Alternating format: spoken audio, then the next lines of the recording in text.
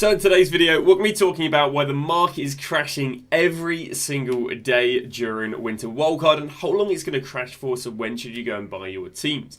On top of that, we'll be talking about everything else that has dropped in the last 24 hours. But before we do go and start off with today's video, if you guys are interested, I do offer a daily subscriber trading guide over on Twitch, which you can get for free with Amazon Prime.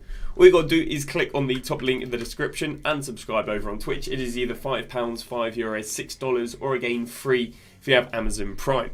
In there you get yourself daily updated trading and investing guides, and a recent investment that has absolutely blown up was Martinelli, who we recommended at 13k, who went up to 25k yesterday, and Marmoush, who we recommended at 13k, which you can see would have been very easily buyable when extinct at 35k. Why did I recommend these players? Because I recommend buying Team of the Weeks, but I said, do you know what? If you want to go and buy players that have also fit previous EVOs and therefore likely to fit future EVOs, then they can do very well. So Marmoush, even without, I guess, knowing that he'd go and fit an EVO, I preempted him to fit an EVO, and again, he over tripled in less than 24 hours. Along with loads of other investments that have done very well. Personally, a card I bought loads myself was Davies, who recommended in the guide at 2.2k, and he's up to 6.4k because he's out of packs and being used in EVOs. So yeah, some really, really nice investments there.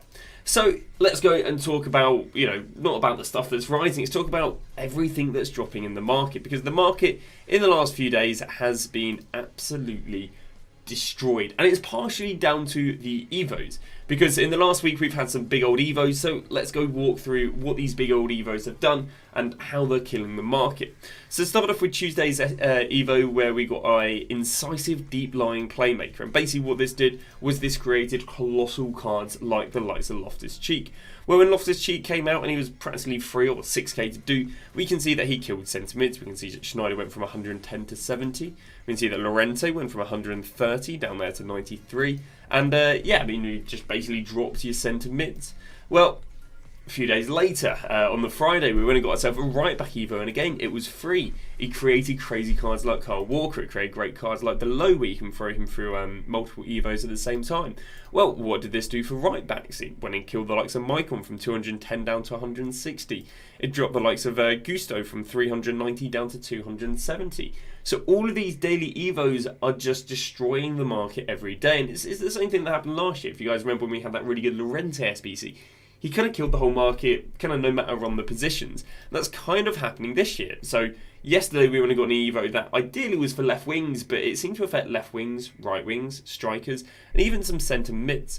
This combined with people selling on their weekly teams created for quite a bad crash yesterday. So again, it created crazy centre mid EVOs, which you can do the vast majority of at the moment. Created insane left wing EVOs, which again you can do right now. Created again great right wing and striker EVOs, and it went and destroyed the market. If we can go and find it on the Saturday, there we go. It dropped from 22 down there to just under. Drops it from just over 22 down to just under 22. What as bad as Friday, where it dropped from 28 down to 22. We can see it's just dropping every single day. Well, what did yesterday's EVO drop the most? Well, by no surprise, left wings. We saw Garnacho go from 330 down to 180. We can see Ritten went from 132 down to 100. We can see Hyun-Min Son went from 288 down there to 200k. We can see that Hansen, someone who's not even in packs, she went down from 109 and down there to 90k, rebounded back up to 100 since. So the market has just kept on dropping and dropping and dropping. So the question is, when is it going to stop dropping, and when can you go and buy your teams? Well, what we're going to do is we are going to be using last year's trends. We're going to be adapting them, I guess, slightly to this year's cycle. Talk about when you can go and buy your teams, because I don't think the buy time is, I guess, quote unquote, anytime soon. So obviously today we are on the Sunday, and you got till next Thursday, Friday to go and buy your weekly team. So let's talk about the best time to go and buy it. So what I've done is I've gone and grabbed loads and loads and loads of players from last year's, giving you guys loads and loads of different examples, and I guess kind of backing the trends. So last year we saw the exact same thing, so it's not the biggest surprise that we saw a crash over Footmas, because the same thing happened last year. Footmas occurred here, and then cards like Smith went from 300 down there to 250. Cards like Van Dijk. I think he might have had a link investment, so let's not use Van Dijk. Cards like Neymar. We can see on the Friday he was 54, and he dropped all the way down there to 38 during Footmas. We can go to Cancelo. Before Footmas, he was 153, dropped down there to 90k during Footmas. Kuchawi was re-released during Footmas, which means she went from 300k and went down there all the way down to 106. Vinicius Junior's Thunderstruck was re-released during Footmas, and he went from 3 mil down to 2 mil. So let's talk a little bit about when was the lowest time to go and buy these cards. So the lowest time to go and buy these cards was on the 25th and the 26th, or on the Monday or the Tuesday. Although for me, I think the relevance is more on the date rather than the day of the week. So for example, Smith was again the cheapest on the Monday and the Tuesday, or the 25th and the 26th. Now, I would personally look more into the 25th and the 26th more than I'd look into the Monday and the Tuesday. That's because EA is renowned for dropping a lot of content on Christmas. Because they're renowned for dropping a lot of content on Christmas, and I think even a mini release of promo cards, we went into the market went and dropped more. But the difference this year compared to last year is last year the 25th and the 26th was a Monday and a Tuesday, whereas this year the 25th and the 26th is a Wednesday and a Thursday. Well, what is the relevance of the 25th and the 26th being 2 days later this year? It basically kind of challenges the normal trend a bit more.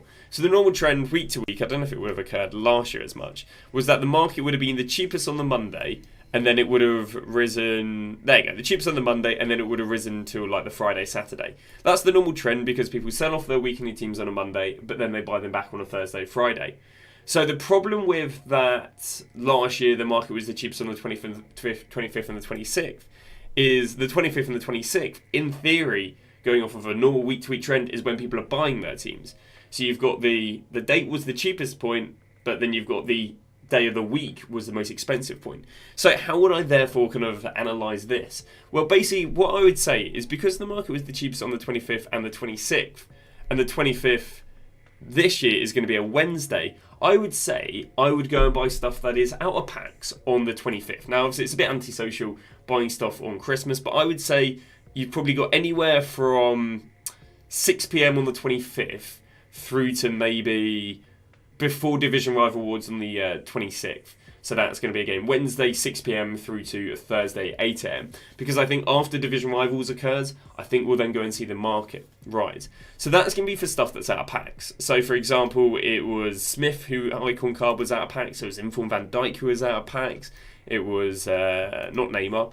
I don't think it was Cancelo. It wasn't Vinicius Junior. It was Mbappe who was out of packs. It was not Inform Mbappe. But there's stuff that's in packs. So, for example, if we're talking about this year's Winter Wildcard icons, we're talking about this year's Winter Wildcard heroes, talking about this year's Winter Wildcards, talking about gold cards that are in packs. Here, maybe not so much heroes and icons. Re-release promo cards. Well, I think the buy time in these is going to be a little bit different. So again, if they're out of packs, I'd say Wednesday evening, so the 25th, through to Thursday morning. But I'd say if they're in packs, we'll probably see the normal trend where they'll drop for the first hour or two of Division Rivals, and then we'll see them rise. Which means, that would have been the equivalent of someone like Cancelo last year, because he would have got re-released. That would have been the equivalent of Kuchawi, because she was re-released. That would have been the equivalent of Vinicius Junior's card, because that would have been re-released. It would have been the equivalent of this Inform Mbappe, because he would have been re-released. It would have been the equivalent of Gold Neymar, because he would have been re-released. So if they're in packs, you want to wait till Division Rival Awards. If they're out of packs, you want to buy anywhere Wednesday evening to before Division Rival Awards. And if you're interested in what cards were re-released during Winter World Cards, well, we've got all of these cards right here. So it's Mbappe, Vinicius Junior, Hansen, Rodri, Valverde, Wirtz, Marquinhos, Gokares, Elise, Modric, Batcher, Kvaratskhelia, Dembele, Rodman, Ramirez, Chiesa, Van der Ven, and Delo. So there are all the cards that have been re-released if they're what you're looking to buy. Obviously, it'll also include all gold cards. Heroes and Icons are a little bit iffy. Heroes and Icons have been kind of rubbish to flip for Thursday Div Rivals, but I'd also say, if you're looking to go and buy just base Heroes, base Icons, then I'd probably also be looking at buying them Wednesday evening, Thursday morning. I don't think I'd necessarily wait for Div Rival Awards. I think I'd buy them pre, but it probably won't make much difference because I don't think we'll see them rising too much. Regarding how to go and invest with these, what I'd probably end up doing is I'd probably go and invest in the most mainstream base Winter World Cards. So regarding buying the Winter World Cards as well, if you do want to go and buy them, I do recommend to go and pick them up on the Thursday morning with the Div Rival Awards. The thing I'd say is anything over a few 100k, I don't really anticipate to hold its value anything longer than a weekend. The cards that are under a few 100k, they did pretty well for a week or two, just like the rest of the market, where again we can see right here they rose from the 27th all the way up there to the 6th of January. And again, that's looking at someone who's cheap like Enzo Fernandez. We can show you Rafinha again, kind of a bit more expensive, so didn't really do that well. Rose between the 26th to the 29th, then kind of peaked there. So yeah, your money's on the cards that are under a few 100k. Alex Balde again did pretty well there, rose on the 27th all the way there to the 5th. So I guess if we go and look at the winter wildcard team, we'd be saying stuff like De Jong might go and rebound Thursday, div rival rewards through to Friday, but that'll be about it. Whereas someone like Pedro Porro, someone like Lookman, we think they'll rise Thursday, div rival rewards for about 1 or 2 weeks, presuming they aren't replaced by an SBC. But that is going to go and wrap up the market crashing over winter wildcard. It's not great, it's not a fun time, but hey, there is some coins to go and make. You've just got to kind of wait till Thursday. Regarding what happens to the cards, it kind of depended card to card for how long they rose. So for example, Neymar was the cheapest on the 26th, and then he managed to go and rise for 2 weeks. Cancelo again was the cheapest on the 26th. He managed to go and rise for 2 weeks. Kuchan was the cheapest on the 26th. He managed to go and rise for 3 weeks. Vinicius Jr. was the cheapest on the 26th. He only managed to go and rise for 2 days and then kept dropping. Something to bear in mind is the expensive cards literally didn't even really hold for 1 week. We can see they're the cheapest again on the 26th, and then they kind of held there for a week, but they kind of dropped after 3 days. So the thing to be aware of is if you do want to go and buy expensive players, and I'm saying probably anything over 1 million coins, arguably even some players over 500k had this kind of trend, is that the more expensive cards literally only seem to hold for a week, and then they go and get panic sold going into Team of the Year. We can see right here, Mbappe drops, and then he rebounds here, and the reason he rebounds here is because of Team of the Year. So if you want anything over 500k, I'll be honest with you, there wasn't really anything longer than buying them on the Thursday, selling them on the Friday. Stuff that's stuff that's a few 100k and below, they had a trend of buying them, holding on to them for 2 weeks. But yeah, the more expensive cards you can see drop here towards the start of January all the way through to 26th, which is Team of the Year. So basically a lot of Team of the Year panic selling occurs still after this weekend, but stuff under 300k kind of held for a week or two. That's going to go and wrap it up. Thank you very much for watching, and we'll see you guys tomorrow with a brand new video.